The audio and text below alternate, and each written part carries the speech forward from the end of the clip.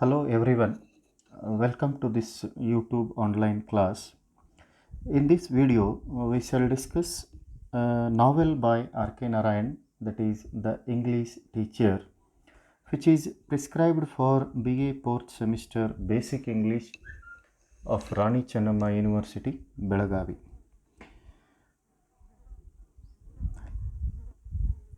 Before going to deal with the novel, let us see let us understand the author first. ಆತ್ಮೀಯ ವಿದ್ಯಾರ್ಥಿಗಳೇ, ಈ ಒಂದು ವಿಡಿಯೋದಲ್ಲಿ ನಾವು ಇವತ್ತು BA 4ನೇ ಸೆಮಿಸ್ಟರ್ನ ಬೇಸಿಕ್ ಇಂಗ್ಲೀಷ್ ವಿಷಯಕ್ಕೆ ಇರುವ ಕಾದಂಬರಿಯಾಗಿರ್ತಕ್ಕಂತಹ ದ ಇಂಗ್ಲೀಷ್ ಟೀಚರ್ ಎನ್ನುವ ಕಾದಂಬರಿಯ ಕುರಿತು ಚರ್ಚೆಯನ್ನು ಮಾಡೋಣ. The author Rasipuram Krishnaswamy Narayanaswamy, popularly known as R.K. Narayan, who was born in the year 1906 and died in the year 2001. He is one of the finest Indian authors of his generation writing in English. He is credited with bringing Indian literature in English to the rest of the world, and is regarded as one of India's greatest English language novelists. His stories were simple, fictional, and celebrated the humor and energy of ordinary life. Rasipuram Krishnaswamy Narayanaswamy, ಇದು R.K. Narayan ಇವರ ಪೂರ್ಣ ಹೆಸರು. ಇವರು 1906ರಲ್ಲಿ ಜನಿಸ್ತಾರೆ. ನಂತರ 2001ರಲ್ಲಿ ಇಹಲೋಕವನ್ನು ತ್ಯಜಿಸಿದರು. ಇವರು ತಮ್ಮ ಕಾಲದ ಒಬ್ಬ ಶ್ರೇಷ್ಠ ಭಾರತೀಯ ಆಂಗ್ಲ ಸಾಹಿತಿ. ಇವರು ಭಾರತೀಯ ಸಾಹಿತ್ಯವನ್ನು ಇಡೀ ಜಗತ್ತಿಗೆ ತಮ್ಮ ಬರಹಗಳ ಮುಖಾಂತರ ಪರಿಚಯಿಸಿದ ಕೀರ್ತಿಯನ್ನು ಹೊಂದಿದ್ದಾರೆ. ಹಾಗೂ ಆಂಗ್ಲ ಭಾಷೆಯಲ್ಲಿ ಒಬ್ಬ ಶ್ರೇಷ್ಠ ಕಾದಂಬರಿಕಾರ ಅಂತ ಅನಿಸ್ಕೊಂಡಿದ್ದಾರೆ. ಇವರು ಬರೆದಿರುವ ಕಥೆಗಳು ಬಹಳ ಸಿಂಪಲ್ ಆಗಿರ್ತವೆ. ಇವರ ಕಥೆಗಳಲ್ಲಿ ಹಾಸ್ಯ ಮತ್ತು ಸಾಮಾನ್ಯ ಜನಜೀವನದ ಚಿತ್ರಣವನ್ನು ನಾವು ಕಾಣ್ತೇವೆ. ಇದು ಇವರ ಬಗ್ಗೆ ಪರಿಚಯ. Now let us see his important works and his achievements in the field of literature. R.K. Narayan has produced 34 novels. Among them, his best works are as follows: The English Teacher, which is being studied by you in this semester; Waiting for the Mahatma, it was published in the year 1945. The Guide, it was also his most celebrated novel, and it was made a film also, which was published in the year 1951. The Man-Eater of Malgudi was published in the year 1961. The Vendor of Sweets, it was published in the year 1967. And A Tiger for Malgudi, it was published in the year 1983.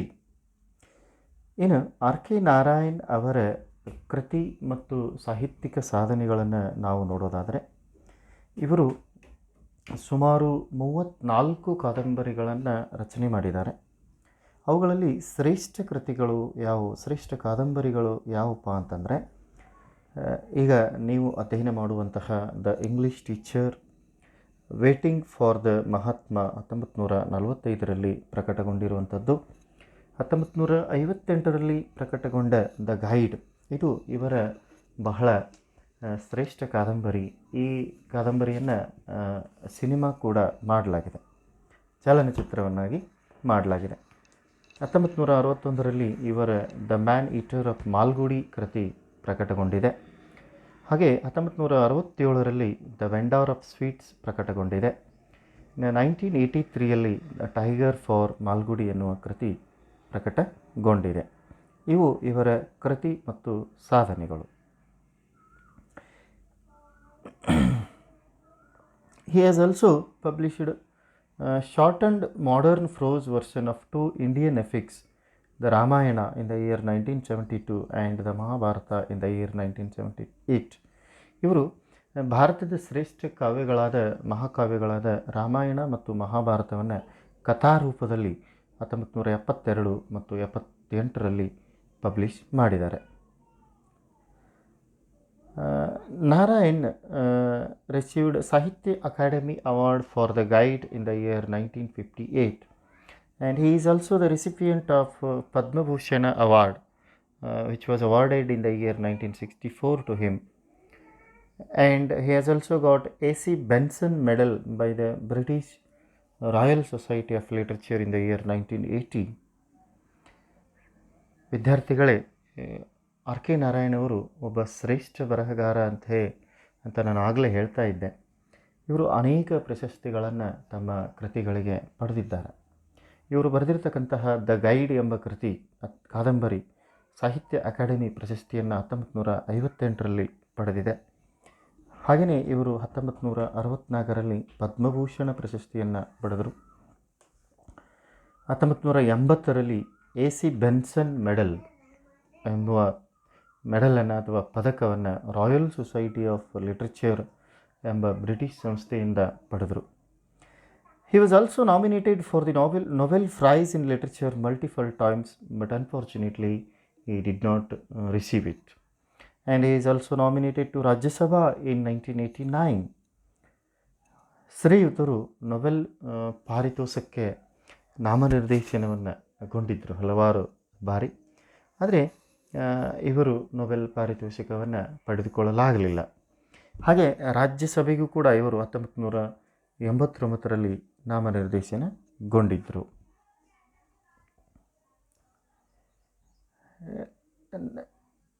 Now we shall see the novel, or we shall discuss some important issues of this present novel, that is the English Teacher. The novel was published in the year 1945. It was third of the trilogy. Remaining two are Swami and Friends, the Bachelor of Arts. And the novel got republished in the year 1953 under the title Grateful to Life and Death. The novel is considered as an autobiographical novel. There are so many autobiographical elements in the novel. It is a series of experiences in the protagonist's life. Protagonist is Krishna, joys and sorrows, journey towards achieving inner peace and self-development. ಇನ್ನು ಕಾದಂಬರಿಯ ಕುರಿತು ನಾವು ನೋಡೋದಾದರೆ ಆತ್ಮೀಯ ವಿದ್ಯಾರ್ಥಿಗಳೇ, ಪ್ರಸ್ತುತ the English teacher ಕಾದಂಬರಿ 1945ರಲ್ಲಿ ಪ್ರಕಟಗೊಳ್ತಾ ಇದೆ. ಇನ್ನು ಆರ್ ಕೆ ನಾರಾಯಣ್ ಅವರು 3 ನಾವೆಲ್ಗಳನ್ನು ಒಂದೇ ಸಮಯಕ್ಕೆ ಪಬ್ಲಿಷ್ ಮಾಡ್ತಾರೆ. ಟ್ರಿಲಜಿ ಅಂತ ಹೇಳಿ ನಾವು ಇದನ್ನು ಕಲಿತೀವಿ, ತ್ರಿವಳಿ ಅಂತ ಹೇಳಿ ಅದನ್ನು ಕರಿತೀವಿ. ಇಲ್ಲಿ Swami and friends, the bachelor of arts ಇನ್ನಿತರ 2 ನಾವೆಲ್ಗಳು, ಅದರೊಂದಿಗೆ ದ ಇಂಗ್ಲೀಷ್ ಟೀಚರ್ 3ನೇ ನಾವೆಲ್ ಆಗಿ ಟ್ರಿಲಜಿ ಅಂತ ಹೇಳಿ ಕರಿತೀವಿ. 3 ನಾವೆಲ್ಗಳು ಏಕಕಾಲಕ್ಕೆ ಪ್ರಕಟಗೊಳ್ತವೆ. ಇದು 1953ರಲ್ಲಿ ಪುನರ್ ಪ್ರಕಟಗೊಂಡಿತು. ಆದರೆ ಅದರ ಟೈಟಲ್ ಇಲ್ಲಿ ಸ್ವಲ್ಪ ಚೇಂಜ್ ಮಾಡ್ತಾರೆ. ಇಂಗ್ಲೀಷ್ ಟೀಚರ್ ಇರೋದು grateful to life and death ಎನ್ನುವ ಶೀರ್ಷಿಕೆಯಡಿಯಲ್ಲಿ ಮತ್ತೊಮ್ಮೆ ಇದು ಪ್ರಕಟಗೊಂಡಿತು. ಇನ್ನು ಈ ಕಾದಂಬರಿಯಲ್ಲಿ ನಾವು ಇದನ್ನು ಆಟೋಬಯೋಗ್ರಫಿಕಲ್ ನಾವೆಲ್ ಅಂತ ಹೇಳಿ ಕರಿತೀವಿ.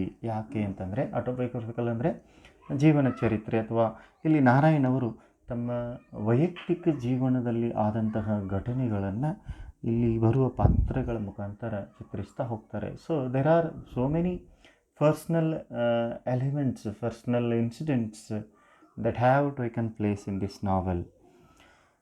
Novel tells about a series of experiences in Krishna's life, his joys, his sorrows, and his journey towards achieving inner peace, his struggle towards achieving inner peace and self-development. ಈ ಕಾದಂಬರಿಯ ಈ ಕಾದಂಬರಿಯ ಕಥಾನಾಯಕ ಅಥವಾ ಮೇನ್ ಕ್ಯಾರೆಕ್ಟರ್ ಕೃಷ್ಣ, ಆತನ ಜೀವನದಲ್ಲಾಗುವ ವಿಶೇಷ ಅನುಭವಗಳು, ಸುಖ, ಸಂತೋಷ ಹಾಗೂ ಮಾನಸಿಕ ನೆಮ್ಮದಿ, ಆಂತರಿಕ ಶಾಂತಿ ಪಡೆಯಲಿಕ್ಕೆ ಆತ ಮಾಡುವ ಹೋರಾಟ ಹಾಗೂ ಸ್ವಯಂ ಸೆಲ್ಫ್ ಡೆವಲಪ್ಮೆಂಟ್, ಸ್ವಯಂ ಅಭಿವೃದ್ಧಿ ಅಥವಾ ಸ್ವಯಂ ಪರಿಪೂರ್ಣತೆಯೆಡೆಗೆ ಆತ ನಡೆಯುವಿಕೆಯನ್ನು ನಾವು ಈ ಕಾದಂಬರಿಯಲ್ಲಿ ಕಾಣ್ತೇವೆ. Now we shall see the prominent characters of the novel. Krishna, he is the English teacher and he is the hero or protagonist of the novel. Next we have Susila. She is the Krishna's wife who is succumbed to typhoid in the early stage of the novel. Leela, the daughter of Krishna and Susila. The headmaster is another important character of the novel, and we have Doctor and Swami, and also there are a bunch of minor characters in the novel. Krishna works in the Albert Mission College at Malgudi. There we have so many lecturers, colleagues and friends of Krishna. ಇಲ್ಲಿ ನಾವು ಮುಖ್ಯ ಪಾತ್ರಗಳನ್ನು ಈ ಕಾದಂಬರಿಯಲ್ಲಿ ನೋಡೋದಾದರೆ ಕೃಷ್ಣ ಅಂತ ಹೇಳಿ ಬರ್ತಾರೆ. ಕೃಷ್ಣ ಈತ ಇಂಗ್ಲೀಷ್ ಟೀಚರ್, ಈ ಕಾದಂಬರಿಯ ನಾಯಕ ಅಥವಾ ಕಥಾನಾಯಕ. ನೆಕ್ಸ್ಟ್ ಸುಶೀಲಾ, ಈಕೆ ಕೃಷ್ಣನ ಹೆಂಡತಿ. ಕೃಷ್ಣನ ಹೆಂಡತಿ ಎಳೆಯ ಪ್ರಾಯದಲ್ಲಿಯೇ ತನ್ನ ಮಗಳಿಗೆ ಜನ್ಮವನ್ನು ನೀಡಿದ ನಂತರ ಟೈಫಾಯ್ಡ್ ರೋಗಕ್ಕೆ ತುತ್ತಾಗಿ ಕಾದಂಬರಿಯ ಮಧ್ಯಭಾಗದಲ್ಲಿಯೇ ಆರಂಭದಲ್ಲಿಯೇ ಈಕೆ ಮರಣವನ್ನು ಹೊಂದುವಳು. ಇನ್ನು ಲೀಲಾ, ಕೃಷ್ಣನ ಏಕೈಕ ಸುಪುತ್ರಿ ಕೃಷ್ಣ ಮತ್ತು ಸುಶೀಲಾನ ಮಗಳು ಲೀಲಾ. ನೆಕ್ಸ್ಟ್ ಹೆಡ್ ಮಾಸ್ಟರ್ ಅನ್ನುವಂಥ ಇನ್ನೊಂದು ಕ್ಯಾರೆಕ್ಟರ್ ಇದೆ. Doctor who treats Krishna's wife and Swami. These are important characters.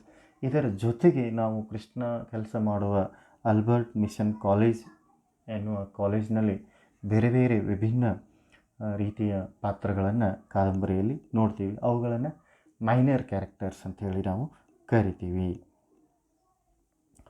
So I was telling you when I was dealing with I was introducing the novel to you that it is an autobiographical novel. So now let us see what are the autobiographical elements that have taken place or which we find in the novel. ಇಲ್ಲಿ ನಾನು ಆಗಲೇ ಹೇಳಬೇಕಾದ್ರೆ ಇದೊಂದು ಆಟೋಬಯೋಗ್ರಫಿಕಲ್ ನಾವೆಲ್ ಅಂತ ಹೇಳ್ತಾ ಇದ್ದೆ. ಹಾಗಾದರೆ ಆ ಆಟೋಬಯೋಗ್ರಫಿಕಲ್ ಎಲಿಮೆಂಟ್ಸ್, ಪರ್ಸ್ನಲ್ ಆರ್ ನಾರಾಯಣರ ಜೀವನದಲ್ಲಿ ಆಗುವ ವೈಯಕ್ತಿಕ ಘಟನೆಗಳನ್ನು ನಾವು ಈ ಕಾದಂಬರಿಯಲ್ಲಿ ನೋಡ್ತೇವೆ ಅಂತ ನಾನು ಹೇಳ್ತಾ ಇದ್ದೆ. ಹಾಗಾದರೆ ಯಾವುವು ನೈಜ ಘಟನೆಗಳು ಮತ್ತು ಫಿಕ್ಷನಲೈಸ್ ಮಾಡಿರ್ತಕ್ಕಂತಹ ಅಂಶಗಳು ಯಾವುವು ಅನ್ನೋದನ್ನು ಇಲ್ಲಿ ನೋಡೋಣ. So we have divided facts and fiction those elements here. Narayan's wife Rajyam died of typhoid which deeply affected him.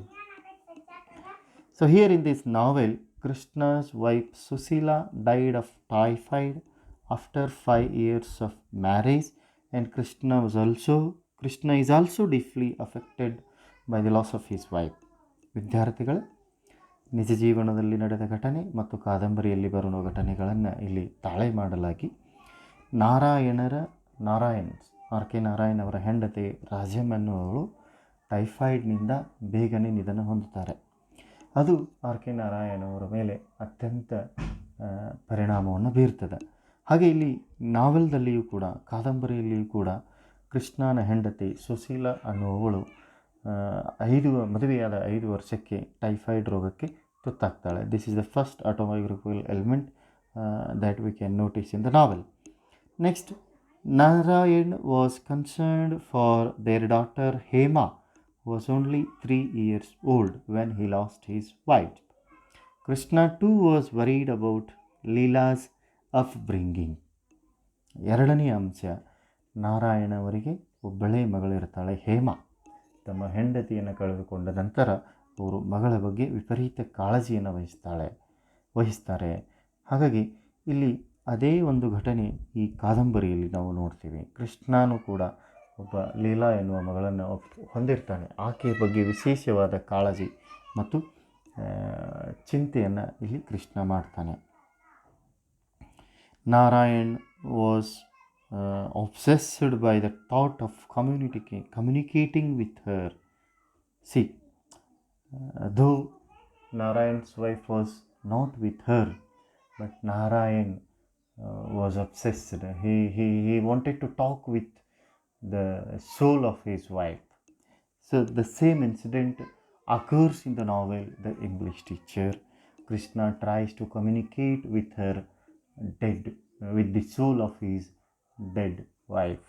ಇನ್ನೊಂದು, ನಾರಾಯಣನವರು ತಮ್ಮ ಹೆಂಡತಿಯನ್ನು ಕಳೆದುಕೊಂಡ ನಂತರ ಆ ಹೆಂಡತಿಯೊಂದಿಗೆ ಸಂಭಾಷಣೆಯನ್ನು ಮಾತನಾಡುವಿಕೆಯ ಹಂಬಲವನ್ನು ಹೊಂದಿದ್ರು. ಮಾತನಾಡಿದ ಹಾಗೆ ಅವರಿಗೆ ಫೀಲ್ ಆಗ್ತಾಯಿತ್ತು.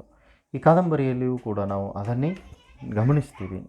ಕೃಷ್ಣ ತನ್ನ ಹೆಂಡತಿಯನ್ನು ಕಳೆದುಕೊಂಡ ನಂತರ ಆಕೆಯ ಆತ್ಮದೊಂದಿಗೆ ಸಂಭಾಷಣೆಯನ್ನು ಇಲ್ಲಿ ನಡೆಸ್ತಾನೆ. ಮೀಡಿಯೇಟರ್ ಒಬ್ಬ ಸ್ಪಿರಿಚುವಲ್ ಮ್ಯಾನ್ ಬರ್ತಾನೆ. ಆತನೊಂದಿಗೆ ಕೃಷ್ಣ ತನ್ನ ಹೆಂಡತಿಯ ಆತ್ಮದೊಂದಿಗೆ ಸಂಭಾಷಣೆಯನ್ನು ನಡೆಸುವುದನ್ನು ನಾವು ಇಲ್ಲಿ ಕಾಡ್ತೀವಿ. Knowledge and appreciation of English literature was everything to R.K. Narayan. R.K. Narayan was very much interested in imbibing knowledge, and he was very much interested in English literature also. That is why he has produced 34 novels. The same thing is noticed in the present novel English Teacher. Krishna is very much concerned about knowledge. He always speaks about knowledge, and he always reads Shakespeare, Milton and other important writers of English literature. He appreciates English literature. He writes his own poems under the different titles. So ಇಲ್ಲಿ R K Narayan ಅವರ ವೈಯಕ್ತಿಕ ಜೀವನದಲ್ಲಿ ನಾವು ಇನ್ನೊಂದು ಅಂಶವನ್ನು ಗಮನಿಸ್ತೀವಿ. ಏನಪ್ಪ ಅಂತಂದರೆ, ಅವರು ಜ್ಞಾನ ಮತ್ತು ಆಂಗ್ಲ ಸಾಹಿತ್ಯಕ್ಕೆ ಹೆಚ್ಚಿನ ಒಲವನ್ನು ತೋರಿಸಿದರು. ಹಾಗಾಗಿ ಸಾಹಿತ್ಯಕ್ಕೆ ಒಲವು ಹೊಂದಿದ್ದರಿಂದ 34 ಕಾದಂಬರಿಗಳನ್ನು ಬರೆದರು. ವಿಪರೀತ ಓದುಗಾರರಾಗಿದ್ದರು. ಇಲ್ಲಿಯೂ ಕೂಡ ಈ ಕಾದಂಬರಿಯಲ್ಲಿ ಮುಖ್ಯ ಪಾತ್ರವನ್ನು ಮಾಡಿರುವಂತಕ್ಕಂಥ ಕೃಷ್ಣ ಜ್ಞಾನದಾಹಿಯಾಗಿರ್ತಾನೆ ಮತ್ತು ಆಂಗ್ಲ ಸಾಹಿತ್ಯದ ಬಗ್ಗೆ ತನ್ನದೇ ಆದ ಒಲವನ್ನು ಹೊಂದಿರ್ತಾನೆ. Narayan had a distaste for teaching uninterested Indian students. It is very common to all English teachers, because in India English is an alien language, especially in rural areas. It is too difficult for a teacher to teach them, and it is also too difficult to the students to grasp English. Narayan ಅವರಿಗೆ English ಕಲಿಸೋದು ಆಸಕ್ತಿ ಇಲ್ಲದ ಭಾರತೀಯ ವಿದ್ಯಾರ್ಥಿಗಳಿಗೆ English ಕಲಿಸುವುದು ಅಂತಂದರೆ ಸ್ವಲ್ಪ ಕಷ್ಟಕರವಾದಂತಹ ವಿಷಯವಾಗಿತ್ತು. ಹಾಗೆ ಈ ಕಾದಂಬರಿಯಲ್ಲಿ ಇಂಗ್ಲೀಷ್ ಟೀಚರ್ನ ಆಗಿರ್ತಕ್ಕಂಥ ಕೃಷ್ಣ ಕೂಡ ತನ್ನ ವಿದ್ಯಾರ್ಥಿಗಳಿಗೆ ಇಂಗ್ಲೀಷ್ ಕಲಿಸುವುದರಲ್ಲಿ ಸ್ವಲ್ಪ ಬೇಜಾರನ್ನು ಪಡ್ಕೋತಾನೆ. Because he students were not up to the mark of Krishna. They were not as intelligent as the other students of different countries. So Krishna was little unhappy to teach his students, as they were not responding to his teaching. ಇಲ್ಲಿ ಕಾದಂಬರಿಯಲ್ಲಿಯೂ ಕೂಡ ಕೃಷ್ಣ ಸ್ವಲ್ಪ ಸಂಕೋಚ ಪಡ್ಕೋತಾರೆ ತನ್ನ ವಿದ್ಯಾರ್ಥಿಗಳಿಗೆ ಕಲಿಸಲಿಕ್ಕೆ. So these are the autobiographical elements which you can find, or which one can find in the novel The English Teacher. So ಇವೆಲ್ಲ ಅಂಶಗಳನ್ನು ನಾವು ಈ ಆಟೋಬಯೋಗ್ರಫಿಕಲ್ ಎಲಿಮೆಂಟ್ಸ್ ಅಂತ ಕರಿತೀವಿ. ಇವುಗಳನ್ನು ಪ್ರಸ್ತುತ ಕಾದಂಬರಿ ದ ಇಂಗ್ಲೀಷ್ ಟೀಚರಲ್ಲಿ ನೋಡ್ತೀವಿ.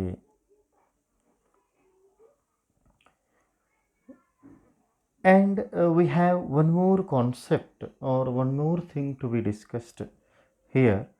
The novel as an expression of under colonial rule. The title itself suggests the influence of unwelcome British ruler. By the end of the novel, Krishna realizes that his profession as an English teacher is worthless. He says at the end of the novel, I could no longer stuff Shakespeare and Elizabethan meter and romantic poetry for the 100th time into young minds. This education had reduced us to a nation of maroons. We are strangers to our own culture and camp followers of another culture, feeding on leaves and carpes. ಇದು colonial elements ಅನ್ನು ಈ ಕಾದಂಬರಿಯಲ್ಲಿ ನಾವು ನೋಡ್ತೀವಿ.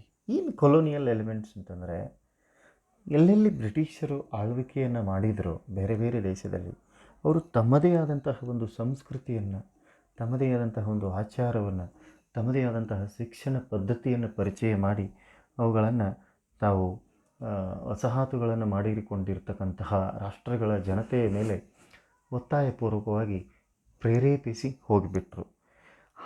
ಆ ಒಂದು ಅಂಶಗಳನ್ನು ನಾವು ಈ ಕಾದಂಬರಿಯಲ್ಲಿ ನೋಡ್ತೀವಿ.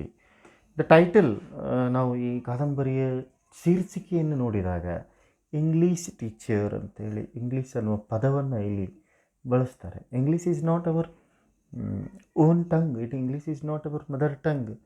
So the English teacher, the title itself condemns, itself rejects colonial thoughts or western thoughts and ideas.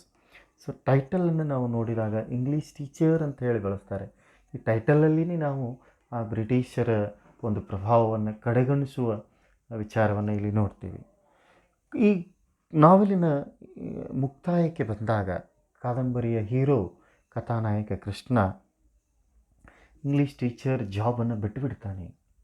So ಯಾಕೆ ನಾನು ಆಂಗ್ಲ ಸಾಹಿತ್ಯವನ್ನು ಓದಬೇಕು, ಯಾಕೆ ನಾನು ಆಂಗ್ಲ ಸಂಸ್ಕೃತಿಯನ್ನು ಫಾಲೋ ಮಾಡಬೇಕು, ಎಷ್ಟು ಸಾರಿ ನಾನು ರೊಮ್ಯಾಂಟಿಕ್ ಲಿಟ್ರೇಚರ್ ಓದಬೇಕು. Let us have our own literature, let us have our own language, let us have our own ideas instead of following western ideas. ಹೀಗೆ ನಮ್ಮದೇ ಆದಂಥ ಒಂದು ಆದರ್ಶಗಳನ್ನು, ನಮ್ಮದೇ ಆದಂತಹ ಒಂದು ಶಿಕ್ಷಣ ಪದ್ಧತಿಯನ್ನು, ನಮ್ಮದೇ ಆದಂತಹ ಒಂದು ಭಾಷೆಯನ್ನು ನಾವು ಹೊಂದೋಣ. ಎಷ್ಟು ದಿನ ಅಂತ ಹೇಳಿ ಈ ಇಂಗ್ಲೀಷ್ ಟೀಚರ್ ಆಗಿ ವರ್ಕ್ ಮಾಡೋದು ಅಂತ ಹೇಳಿ he discards the job, he resigns to his job as an English teacher.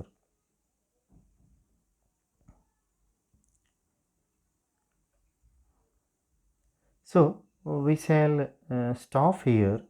In the next video we shall continue the discussion. ಆತ್ಮೀಯ ವಿದ್ಯಾರ್ಥಿಗಳೇ, ಇದು ದ ಇಂಗ್ಲೀಷ್ ಟೀಚರ್ ಪಾರ್ಟ್ 1 ಅಂತ ಹೇಳಿ ನಾನು ನಿಮಗೆ ಇದಕ್ಕೆ ಟೈಟಲ್ ಕೊಟ್ಟು ಯೂಟ್ಯೂಬಿಗೆ ಅಪ್ಲೋಡ್ ಮಾಡಿ ಲಿಂಕನ್ನು ಕಳಿಸ್ತೀನಿ.